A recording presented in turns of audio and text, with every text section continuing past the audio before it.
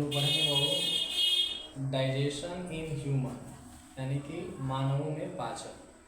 मानव में पाचन कैसे हो रहा है, कौन कौन से साइट हैं जहाँ पर फूड डाइजेस्ट हो रहा है, भोजन हमारा पच रहा है, उसके बारे में हमें जानना है।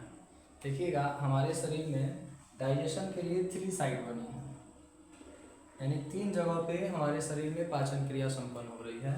पहला है माउथ,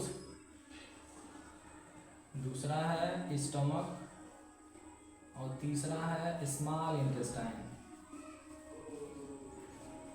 माउथ को हिंदी में मुख कहेंगे, स्टमक को आमाशय और स्मॉल इंटेस्टाइन को छोटी आंत। और तीनों जगह पे पाचन कैसे हो रहा है इस चीज़ को समझेंगे। माउथ में जो डाइजेशन है वो हमारे मुख में पाचन के लिए 3 जोड़ी लार ग्रंथियां हैं, 3 pair of salivary gland, 3 pair of salivary gland, 3 जोड़ी लार ग्रंथियां पाई जाती हैं हमारे मुख में। और यह जो लार ग्रंथियां हैं, इन लार ग्रंथियों से लार स्रावित होता है। सैलिवरी ग्लैंड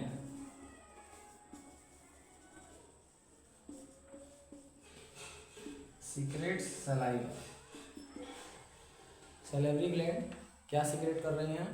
सलाइवा सीक्रेट कर रही हैं, यानी कि लार ग्रंथियों से लार ग्रंथियां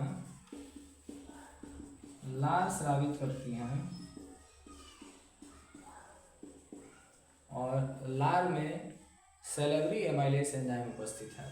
लार में सैलिवरी एमाइलेज एंजाइम उपस्थित है, यानी कि सलाइवा कंटेन्स सैलिवरी एमाइलेज। लार में एमाइलेज एंजाइम उपस्थित है।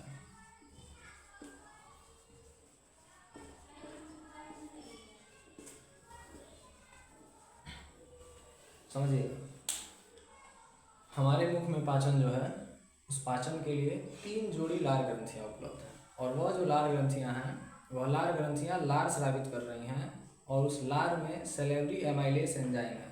और वह सैलिवरी एमाइलेज जो एंजाइम जो है, वह हमारे शरीर में कार्बोहाइड्रेट के पाचन के लिए जिम्मेदार है। यानी हमारे शरीर में कार्बोहाइड्रेट का जो पाचन होता है, कार्बोहाइड्रेट का पाचन कौन कराती हैं? एमाइलेज एंजाइम कराती हैं। और कार्बोहाइड्रेट जो है, हम कार्बोहाइड्रेट को स्टार्च के रूप में ग्रहण करते हैं। मुख्य रूप से जो कार्बोहाइड्रेट हम ग्रहण कर रहे हैं वह स्टार्च के रूप में ग्रहण कर रहे हैं। और वह जो स्टार्च है वह जटिल कार्बोहाइड्रेट है, कॉम्प्लेक्स कंपाउंड है।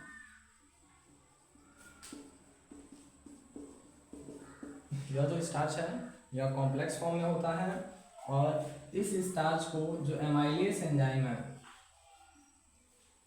वह एमाइलेज एंजाइम डाइसैकेराइड में तोड़ने का काम करती हैं। डाइसैकेराइड क्या है? वह कार्बोहाइड्रेट जो 2 मोनोसैकेराइड से, 2 मोनोमर से जुड़कर मिलकर बनी होती हैं, उनको डाइसैकेराइड बोलते हैं। और डाइसैकेराइड में 3 मुख्य रूप से डाइसैकेराइड हमें जानना होता है: सुक्रोज को, माल्टोज को और लैक्टोज को। सुक्रोज क्या है? एक ग्लूकोज का मॉलिक्यूल और एक फ्रक्टोज मॉलिक्यूल।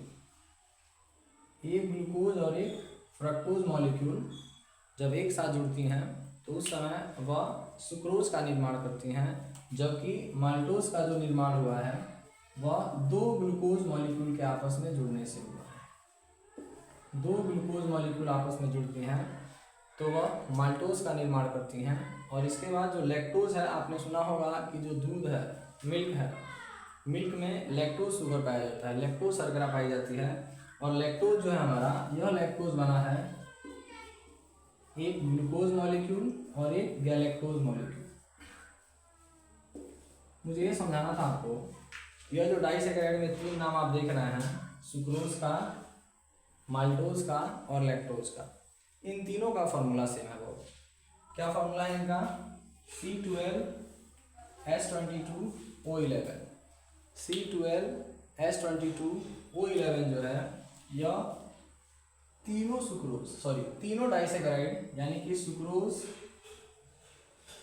माल्टोज और लैक्टोज, तीनों डाइसेकेराइड का फॉर्मूला C12H22O11 ही होता है। अर्थात वो आप सोच रहे होंगे कि सर कंपाउंड तो 3 लिखे हैं और फॉर्मूला एक ही लिख रहे हैं। तो देखिए ऐसे कंपाउंड्स पाए जाते हैं हमारी केमिस्ट्री में जिनका फॉर्मूला तो सेम है लेकिन उनका स्ट्रक्चर डिफरेंट होता है, और ऐसे कंपाउंड जिनका फॉर्मूला सेम हो और स्ट्रक्चर डिफरेंट हो, ऐसे कंपाउंड्स को आइसोमर कहा जाता है। और यह जो सुक्रोज, माल्टोज और लैक्टोज हैं, यह तीनों एक दूसरे के आइसोमर हैं, यानी तीनों का फॉर्मूला सेम होगा लेकिन तीनों का स्ट्रक्चर डिफरेंट होगा। तीनों में जो फंक्शनल ग्रुप होंगे वो फंक्शनल ग्रुप डिफर करेंगे, इसलिए यह डिफरेंट कंपाउंड हैं लेकिन इनका फॉर्मूला सेम है। और ऐसे कंपाउंड जिनका फॉर्मूला सेम होगा और उनके कैरेक्टर डिफरेंट होंगे, उनका स्ट्रक्चर डिफरेंट होगा, ऐसे कंपाउंड को आइसोमर कहा गया है। और फिर आपको बताना है हमें कि यहाँ पर आप जो नाम देख रहे हैं, ग्लूकोज का नाम आ रहा है, फ्रक्टोज का नाम आ रहा है और फिर नाम आ रहा है गैलेक्टोज का। तो अब आपको मुझे ये समझाना है कि यह ग्लूकोज, फ्रक्टोज और गैलेक्टोज यह तीनों भी आइसोमर हैं और इन तीनों का फॉर्मूला होता है C6H12O6। C6H12O6 जो है यह फॉर्मूला ग्लूकोज का भी है, फ्रक्टोज का भी है और गैलेक्टोज का भी है। और ये आप हमेशा से याद रखिए, कभी कंफ्यूज होने की आपको आवश्यकता नहीं है। अगर आपसे ग्लूकोज का फॉर्मूला पूछा जाए, फ्रक्टोज का फॉर्मूला पूछा जाए, चाहे गैलेक्टोज का फॉर्मूला पूछा जाए, तीनों केस में फॉर्मूला सेम रहेगा C6H12O6। चलिए एक बार हम रिवाइज करते हैं कि हम क्या जान रहे हैं माउथ में डाइजेशन के बारे में। 1 नंबर का क्वेश्चन बोर्ड एग्जाम में आता है वो कि हमारे शरीर में पाचन क्रिया कहाँ से प्रारंभ होती है। तो हमारे शरीर में पाचन क्रिया प्रारंभ होती है वो हमारे मुख से, और मुख में जो पाचन है वह केवल कार्बोहाइड्रेट का पाचन होता है। और कार्बोहाइड्रेट के पाचन में मुख्य रूप से चूँकि हम लोग जो कार्बोहाइड्रेट हैं उस कार्बोहाइड्रेट को स्टार्च के रूप में ग्रहण करते हैं, और स्टार्च जो है वह एक जटिल यौगिक है। और आप जानते हैं कि पाचन की परिभाषा है जटिल यौगिकों का सरल यौगिकों में टूटने की प्रक्रिया, the break down of complex molecule into simpler molecule. Complex molecule का सिंपलर मॉलिक्यूल में टूटने की जो प्रक्रिया है उसी को डाइजेशन बोल रहे हैं। और हम डाइजेशन के बारे में यहाँ समझा रहे हैं कि डाइजेशन हमारे शरीर में कहाँ कहाँ संपन्न होता है। डाइजेशन संपन्न होता है वो हमारे मुख में, हमारे आमाशय में और हमारी छोटी आंत में, माउथ में, स्टमक में और स्मॉल इंटेस्टाइन में। माउथ में डाइजेशन के लिए हमारे माउथ में 3 जोड़ी लार ग्रंथियाँ हैं, 3 pair of salivary gland present हैं, और वह 3 pair of salivary gland saliva release करती हैं। और उस सलाइवा में सैलिवरी एमाइलेज एंजाइम है, वह सैलिवरी एमाइलेज एंजाइम हमारे स्टार्च को डाइसेकेराइड में तोड़ देता है, और जो डाइसेकेराइड हैं वह डाइसेकेराइड में सुक्रोज हो सकता है, माल्टोज हो सकता है या फिर लैक्टोज हो सकता है। और इन डाइसेकेराइड में तीनों का फॉर्मूला C12H22O11 है। यह तीनों एक दूसरे के आइसोमर हैं, समावेवी हैं। समावेवी का मतलब होता है ऐसे यौगिक जिनका रासायनिक सूत्र समान हो लेकिन उनका संरचना, उनके गुणधर्म अलग अलग हों, ऐसे यौगिकों को समावेवी यानी आइसोमर कहा गया है। और आपको ये समझना है कि सुक्रोज हो, माल्टोज हो या फिर लैक्टोज हो, तीनों का फॉर्मूला क्या है? C12H22O11। इसके बाद मुझे बताना था कि यह जो सुक्रोज है इसका भी पाचन होता है, यानी सुक्रोज और छोटे मॉलिक्यूल में टूट सकता है, माल्टोज भी टूट सकता है और लैक्टोज भी टूट सकता है। सुक्रोज को तोड़ने के लिए सुक्रेस एंजाइम पाया जाता है, लैक्टोज को तोड़ने के लिए लैक्टेस एंजाइम, ASE सफिक्स लगता है एंजाइम के लिए, और माल्टोज को तोड़ने के लिए माल्टेस एंजाइम जो है कि कार्य करता है।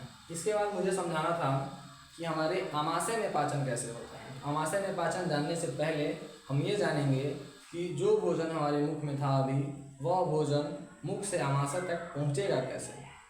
तो भोजन मुख से आमाशय तक पहुँचने के लिए ग्रास नली की सहायता से पहुँचता है, यानी फूड पाइप की सहायता से पहुँचता है।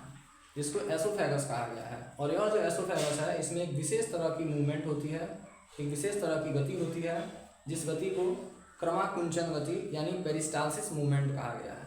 पेरिस्टालसिस मूवमेंट की सहायता से जो भोजन हमारे माउथ में था वह माउथ से स्टमक तक पहुंचता है, आमाशय तक पहुंचता है, और फिर आमाशय में पाचन कैसे हो रहा है वो हम लोग देखेंगे।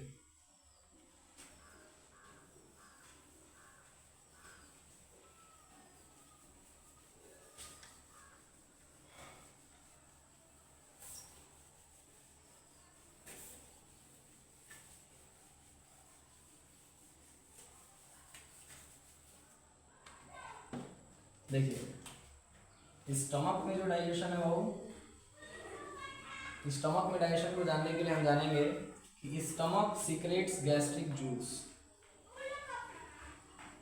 स्टमक सीक्रेट्स गैस्ट्रिक जूस, आमाशय से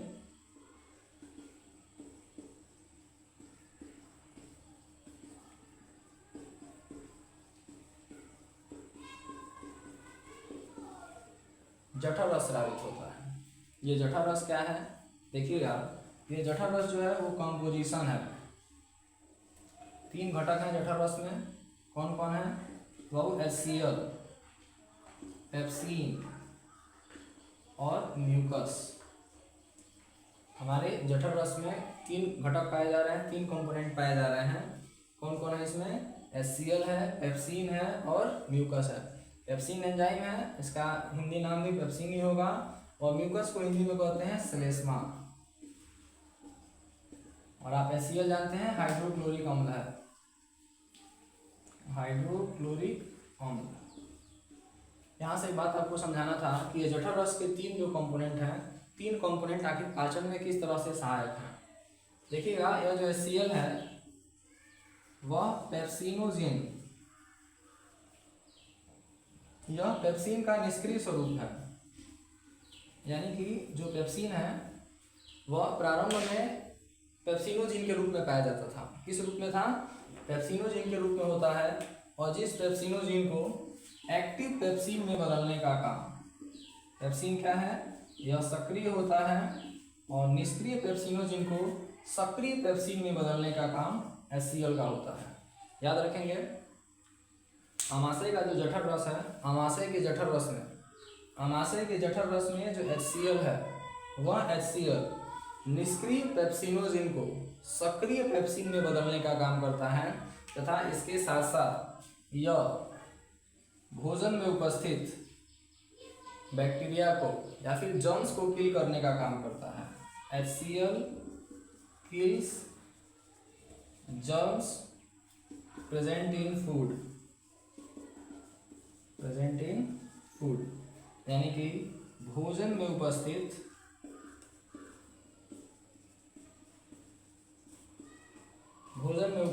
जीवाणुओं को नष्ट करने का काम करता है।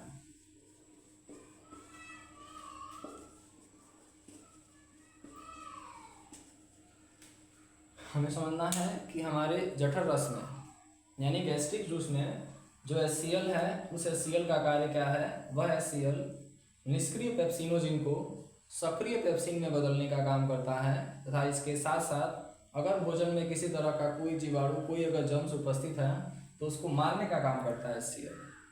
इसके बाद हमें समझाना है पेप्सिन आखिर क्या काम कर रहा है गैस्ट्रिक जूस में। तो यह जो पेप्सिन होता है वो pepsin digest protein, pepsin digest protein. Pepsin जो है वह प्रोटीन का पाचन कराता है। पेप्सिन किसका पाचन कराएगा? प्रोटीन का। पेप्सिन प्रोटीन का पाचन कराता है। और इस एंजाइम का विशेष यही काम है बस कि यह पेप्सिन जो है वह प्रोटीन को डाइजेस्ट कराएगा, और इसके बाद यह जो म्यूकस है हमारे आमाशय में जो श्लेष्मा है वह वास्तव में हमारे आमाशय की आंतरिक दीवारों को HCl से बचाने का काम करती है। क्योंकि हम जानते हैं कि अम्ल जो होते हैं उनमें संक्षारक प्रकृति होती है, कोरोसिव नेचर होता है। Acid can destroy our skin, जो अम्ल हैं वह हमारी त्वचा को नष्ट कर सकते हैं। और हमारी त्वचा को बचाने के लिए, चूँकि हम जानते हैं कि जो हमारी त्वचा है वह एक सॉफ्ट सिस्टम से बना है, सॉफ्ट सेल से मिलके बना है, और वह जो सेल हैं वो बड़ी आसानी से क्लोराइड हो सकती हैं, संक्षारित हो सकती हैं HCl से। तो उस समय हमारे जठर रस में म्यूकस उपस्थित होता है आंतरिक दीवारों को HCl से बचाने के लिए। तो हमें ये समझना है कि आमाशय का जो जठर रस था, उस जठर रस के 3 संघटक थे, HCl, पेप्सिन और म्यूकस। HCl क्या कर रहा है, वह निष्क्रिय पेप्सिनोजिन को सक्रिय पेप्सिन में बदलने का काम कर रहा है। उसके अतिरिक्त जो भोजन में उपस्थित जीवाणु थे, जो भी सूक्ष्म जीव थे, उनको मारने का काम कर रहा है। और फिर पेप्सिन एंजाइम जो है, वह पेप्सिन एंजाइम प्रोटीन को बचाने का काम कर रहा है। इसके बाद जो म्यूकस बच रहा है जठर रस में, वह म्यूकस आमाशय की आंतरिक दीवारों को HCl से बचाने का कार्य कर रही हैं। इस प्रकार हम लोग 2 साइड पे डाइजेशन को समझ लिए। तीसरा साइड हमें समझना है कि स्मॉल इंटेस्टाइन में डाइजेशन कैसे हो रहा है, उसको देखते हैं।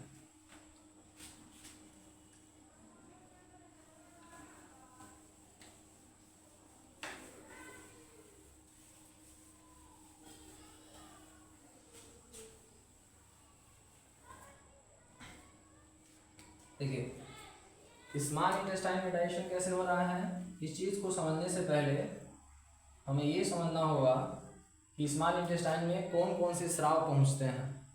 हमें ये जानना है कि हमारी जो छोटी आंत है, छोटी आंत में कंप्लीट डाइजेशन होता है। Small intestine is the best centre for digestion and best site for digestion.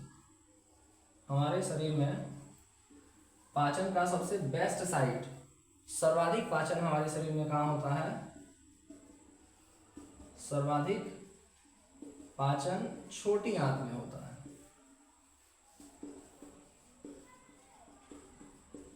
हमारे शरीर में भोजन का सर्वाधिक पाचन जो है वह हमारी छोटी आंत में यानी स्मॉल इंटेस्टाइन में होता है।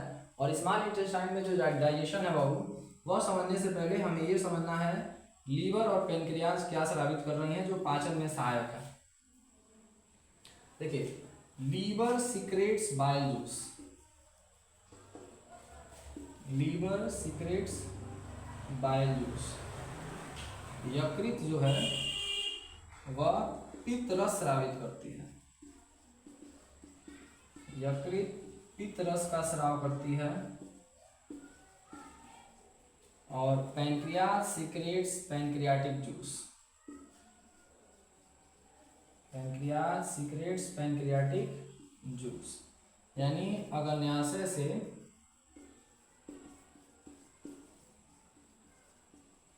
अग्न्याशयी रस स्रावित होता है।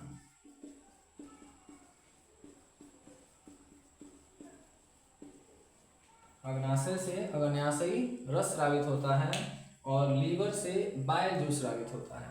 और हमें ये समझना है कि लीवर से स्रावित बाइल जूस और पैंक्रियाज से स्रावित पैंक्रियाटिक जूस, यह दोनों पहुंचते हैं छोटी आंत में। लीवर से जो बाइल जूस स्रावित होता है उसको भी छोटी आंत तक पहुंचाया जाता है, और जो पैंक्रियाज से पैंक्रियाटिक जूस स्रावित होता है वह भी पहुंचता है छोटी आंत में। और यह जो बाइल जूस है हमारा, बाइल जूस आमाशय से छोटी आंत में पहुंची, आमाशय से छोटी आंत में पहुंची अम्लीय भोजन को क्षारीय बनाने का कार्य करता है, क्षारीय बनाने का कार्य करता है। Bile juice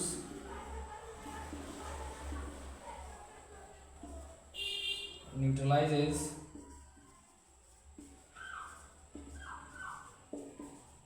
the acidity of food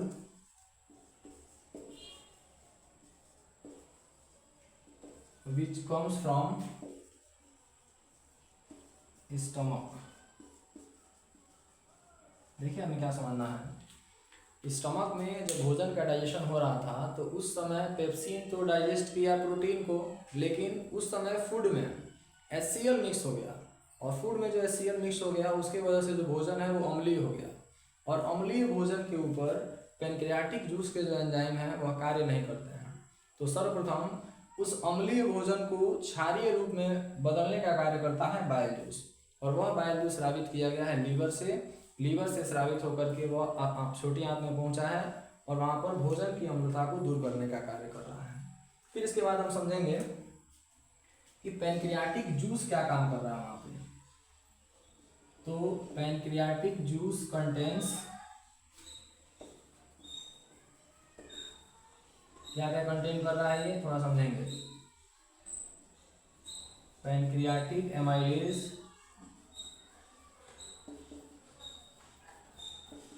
trypsin और लाइपेज। पैनक्रियाटिक जूस जो था उस पैनक्रियाटिक जूस में पैनक्रियाटिक एमाइलेज हैं, ट्रिप्सिन एंजाइम है और लाइपेज एंजाइम है। और ये हम लोग पढ़ रहे थे जब मुख में पाचन पढ़ रहे थे तो वहाँ पर भी एमाइलेज एंजाइम था, और वह एमाइलेज एंजाइम कार्बोहाइड्रेट का पाचन कराता था। ठीक उसी प्रकार यहाँ पर जो पैनक्रियाटिक एमाइलेज है, यह एमाइलेज भी कार्बोहाइड्रेट का ही पाचन कराता है, क्योंकि जब भी हम भोजन कर रहे होते हैं तो उस भोजन को लंबे समय तक हम मुख में चबाते नहीं हैं, जिसके वजह से लार उसमें पूर्ण रूप से मिल नहीं पाता है, और लार जब पूर्ण रूप से नहीं मिल पाता है तो संपूर्ण कार्बोहाइड्रेट का पाचन हमारे मुख में नहीं हो पाता है।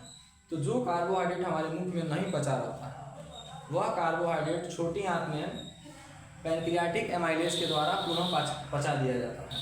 और इसके बाद जो ट्रिप्सिन एंजाइम है, देखिएगा इसका नाम मिलता जुलता है, किससे मिल रहा है, पेप्सिन से। पेप्सिन ट्रिप्सिन प्रोनाउंसिएशन लगभग सिमिलर बन रहा है। तो इस आधार पर हमें याद रखना है कि जैसे आमाशय में पेप्सिन एंजाइम प्रोटीन का पाचन करा रहा है, ठीक उसी प्रकार छोटी आंत में जो ट्रिप्सिन एंजाइम होगा वह भी प्रोटीन का पाचन कराएगा। और इसके बाद यह जो लाइपेज एंजाइम है, यह लाइपेज एंजाइम यह फैट का पाचन कराता है। लेकिन उससे पहले एक लाइन हमें समझना होता है कि यह जो बाइल जूस होता है, बाइल जूस इमल्सिफाई फैट्स, यानी कि जो पित्तरस है, पित्तरस वसा का इमल्सीकरण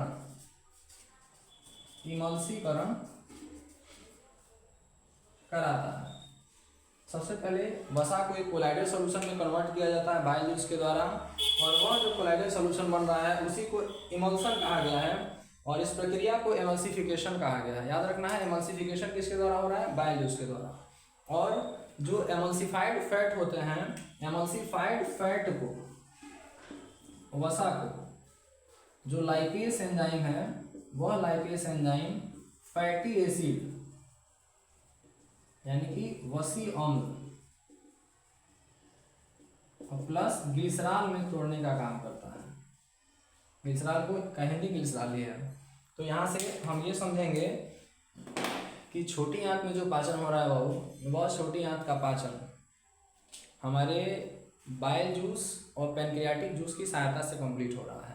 बाइल जूस जो है वह यकृत से स्रावित हो रहा है, लीवर से स्रावित हो रहा है, और पैनक्रियाटिक जूस जो है वो पैनक्रियाज से स्रावित हो रहा है। और यह दोनों स्राव छोटी आंत में जाकर भोजन का संपूर्ण पाचन करा रहा है। जो बाइल जूस है वह बाइल जूस जो भोजन अमाशय से होकर छोटी आंत में आया था, वह भोजन अम्लीय हो चुका था, उस भोजन की अम्लता को दूर करने का काम कर रहा है। और इसके साथ साथ जो वसा थे उस वसा का इमल्सीकरण कर रहा है। और उसके बाद जो पैनक्रियाटिक जूस हैं उस पैनक्रियाटिक जूस में पैनक्रियाटिक एमाइलेज हैं, ट्रिप्सिन है और लाइपेज हैं।